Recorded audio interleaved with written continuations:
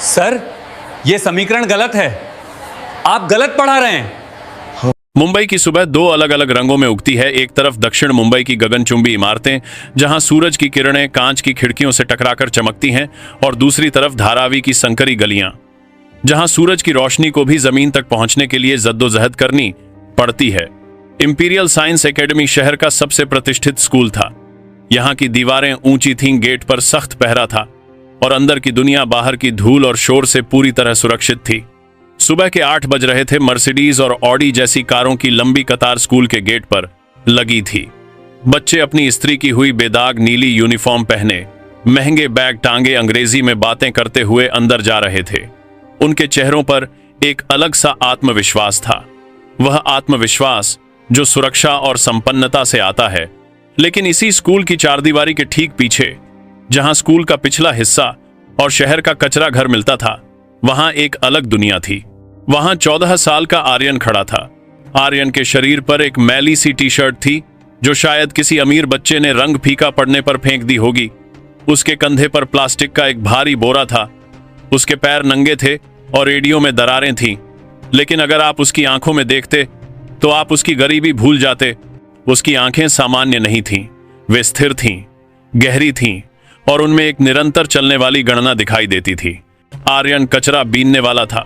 उसका काम था सुबह 5 बजे उठना, पूरे शहर का कचरा छानना, प्लास्टिक की बोतलें और धातु के टुकड़े अलग करना, और शाम को उन्हें कबाड़ी को बेचकर 50-60 रुपये कमाना।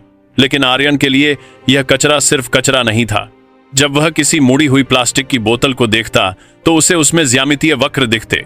जब वह टीन के डिब्बों को एक के ऊपर एक रखता तो उसे उसमें समानांतर श्रेणी नजर आती। उसके लिए पूरी दुनिया एक गणितीय समीकरण थी। रोज सुबह 8 बजे वह अपना काम रोककर स्कूल की पिछली दीवार के पास एक टूटी हुई ईंट पर खड़ा हो जाता। वहां लोहे की ग्रिल से क्लासरूम नंबर 12 का ब्लैक बोर्ड साफ दिखाई देता था। यह उसकी अपनी गुप्त कक्षा थी, बिना फीस, बिना यूनिफॉर्म और बिना पहचान की कक्षा। प्रोफेसर खुराना और मिलेनियम प्रॉब्लम। कक्षा 12 ए में सन्नाटा था। यह स्कूल का सबसे होनहार बैच था, जिसमें शहर के सबसे रईस और बुद्धिमान बच्चे पढ़ते थे। क्लास में दाखिल हुए professor Vikram Khurana. Professor Khurana IIT gold medalist थे और गणित की दुनिया में एक जाना माना नाम थे। वे सख्त थे, अनुशासन प्रिय थे और गणित को धर्म मानते थे। आज उनका मूड कुछ अलग था। उनके हाथ में चौक नहीं बल्कि एक पुराना रजिस्टर था। उन्होंने क्लास की तरफ देखा और कहा, गणित रटने का विषय नहीं है, यह ब्रह्मांड की भाषा है। आज मैं तुम्हें वह दिखाने जा रहा हूं जो तुम्हारी किताबों में नहीं है। उन्होंने ब्लैक बोर्ड पर लिखना शुरू किया। यह कोई साधारण सवाल नहीं था। यह नेवियर स्टोक्स समीकरण का एक जटिल रूप था, जो द्रव गति विज्ञान से जुड़ा था। यह दुनिया की 7 सबसे कठिन मिलेनियम प्राइज प्रॉब्लम्स में से एक से प्रेरित था। समीकरण शुरू होकर पूरे बोर्ड पर फैल गया। लिखने के बाद प्रोफेसर खुराना मुड़े। उनकी उंगलियां चौक की धूल से सफेद थीं। यह सवाल उन्होंने गंभीर आवाज में कहा, मैंने अपने PhD के दिनों में हल करने की कोशिश की थी। मुझे 6 महीने लगे थे। यह सवाल सिर्फ लॉजिक नहीं बल्कि इंट्यूशन यानी अंतर्ज्ञान मांगता है, जो इसे कल सुबह तक हल कर पाएगा। मैं वादा करता हूं, मैं खुद सिफारिश करके उसे सीधे राष्ट्रीय गणित ओलंपियाड में भेजूंगा। क्लास का टॉपर रोहन, जो हमेशा अपनी बुद्धिमत्ता पर इतराता था, उसने सवाल को देखा और पेन नीचे रख दिया। सर, यह आउट ऑफ सिलेबस है। यह तो कॉलेज लेवल का भी नहीं है, यह रिसर्च लेवल का है, रोहन ने शिकायत भरे लहजे में कहा। प्रोफेसर खुराना ने उसे घूर कर देखा। गणित का कोई सिलेबस नहीं होता रोहन, यह अनंत है, कोशिश करो। घंटी बजी, क्लास खत्म हुई। बच्चे बाहर निकलने लगे, लेकिन हर किसी के चेहरे पर उस सवाल का खौफ था।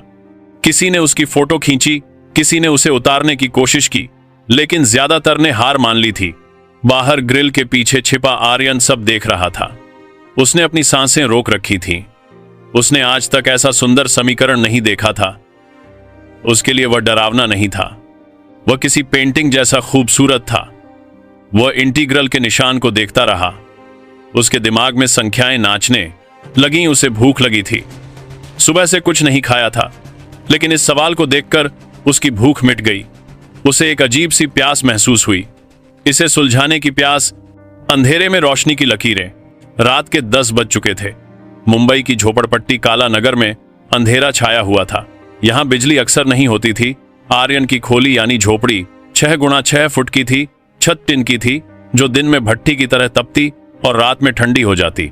कोने में उसकी माँ, जो बीमारी से ग्रसित थी, खांस रही थी। आर्यन, सो जा बेटा, कल जल्दी काम पर जाना है। हाँ माँ, बस थोड़ी देर, आर्यन ने जवाब दिया। उसने अपनी जेब से एक छोटा सा मोमबत्ती का टुकड़ा निकाला और जलाया। उसकी रोशनी मध्यम थी, लेकिन आर्यन के लिए काफी थी। उसने अपनी झोपड़ी की पिछली दीवार को साफ किया। यह दीवार ही उसकी कॉपी थी। सालों से वह इसी दीवार पर कोयले से सवाल हल करता आ रहा था। जब जगह भर जाती तो वह गीले कपड़े से पोंछ देता और फिर से लिखता। उसने अपनी जेब से वह कागज का टुकड़ा निकाला जिस पर उसने दोपहर में कचरे के कागज पर स्कूल का सवाल उतारा था। उसने दीवार पर कोयले का टुकड़ा रखा। सवाल द्रव का प्रवाह और समय के साथ उसका बदलाव। आर्यन ने आंखें बंद कीं। उसे स्कूल की किताबें नहीं पता थीं। उसे फॉर्मूले के नाम नहीं पता थे। उसे नहीं पता था कि लैग्रांजियन क्या है या हैमिल्टोनियन क्या है, लेकिन उसे पैटर्न पता थे।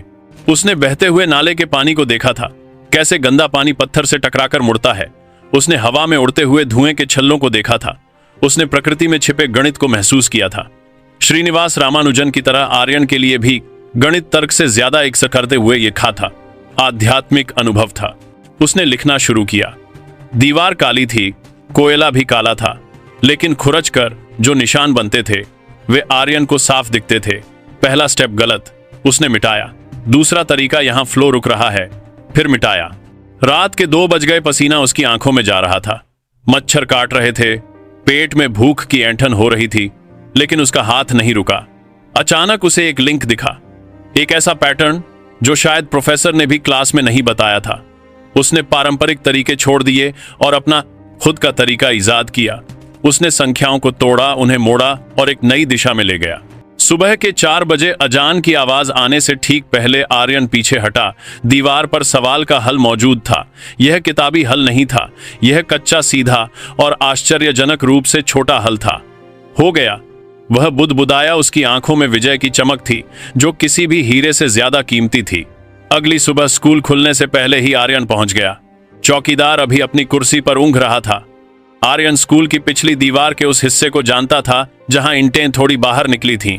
वह किसी बिल्ली की तरह फुर्ती से चढ़ा और अंदर कूद गया। कैंपस खाली था।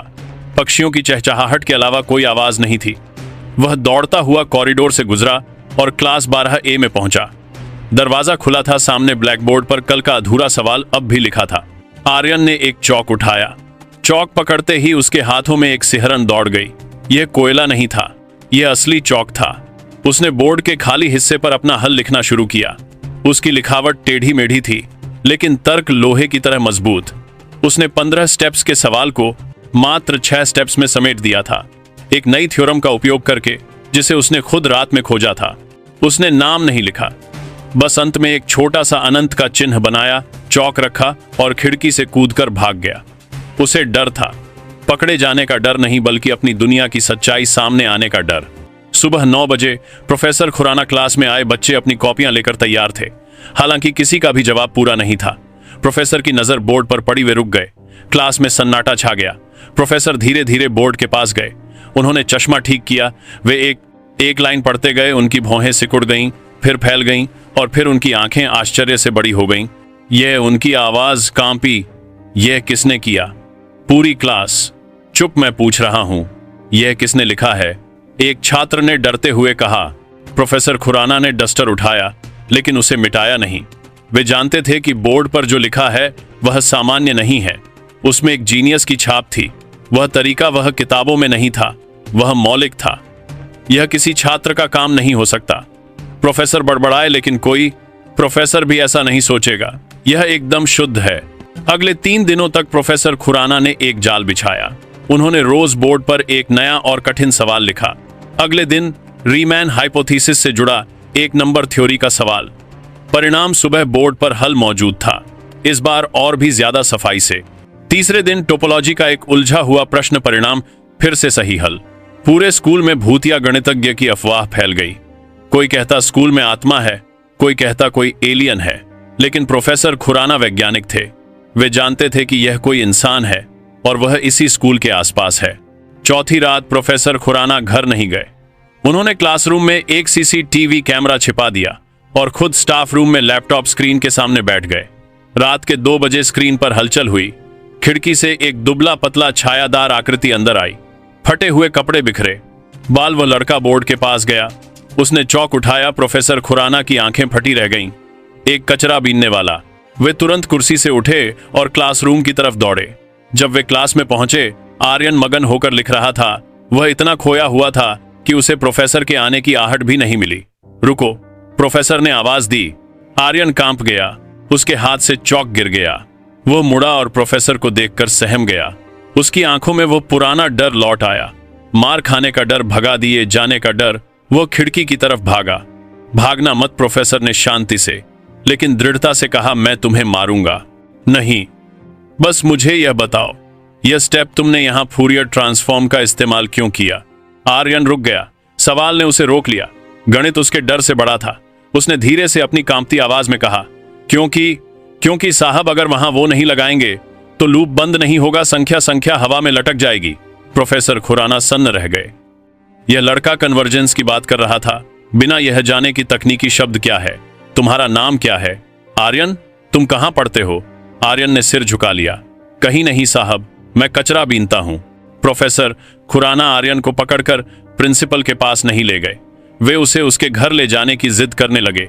वे देखना चाहते थे कि यह प्रतिभा कहां पल रही है। जब प्रोफेसर कालानगर की झुग्गियों में पहुंचे तो उन्हें अपनी नाक पर रूमाल रखना पड़ा। गंदगी, बदबू और तंग गलियां। जब उन्होंने आर्यन की झोपड़ी देखी और उसके अंदर की काली दीवार देखी जो कोयले के समीकरणों से भरी थी, तो उनकी आंखों में आंसू आ गए। यह दीवार किसी मंदिर से कम नहीं थी। यहां रामानुजन की आत्मा बसती थी। आर्यन, प्रोफेसर ने भारी मन से कहा, तुम जानते हो तुम क्या हो आर्यन? चुप रहा। तुम एक गणितज्ञ हो और तुम्हारी जगह यहां नहीं, वहां है।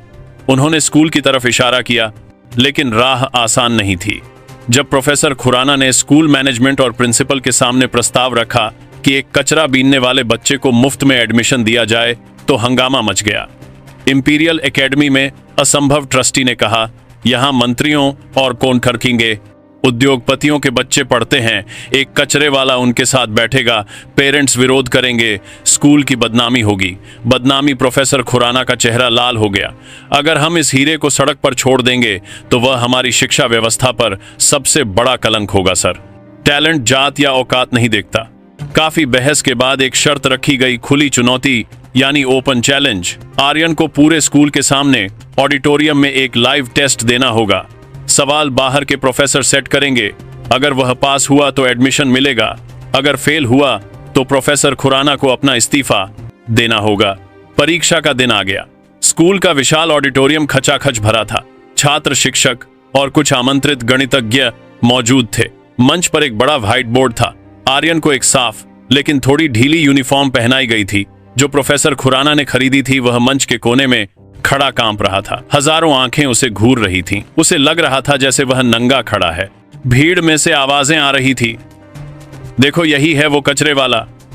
क्या ये सच में सॉल्व कर पाएगा या कोई ट्रिक है?